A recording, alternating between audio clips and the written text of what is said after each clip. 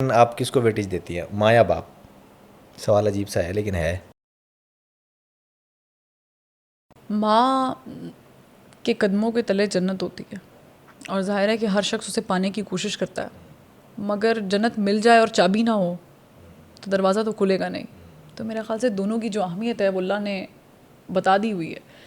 तो मैं ये नहीं चूज़ कर सकती कि मुझे वालिद से ज़्यादा प्यार है वालदा से। हाँ, अब्बू कहते हैं कि तुम्हें वालदा के साथ ज़्यादा अटैचमेंट है, और अम्मी कहती हैं कि तुम बाप की बहुत सगी हो। तो हाँ। ये सवाल मेरे ख्याल से उनसे पूछ ले।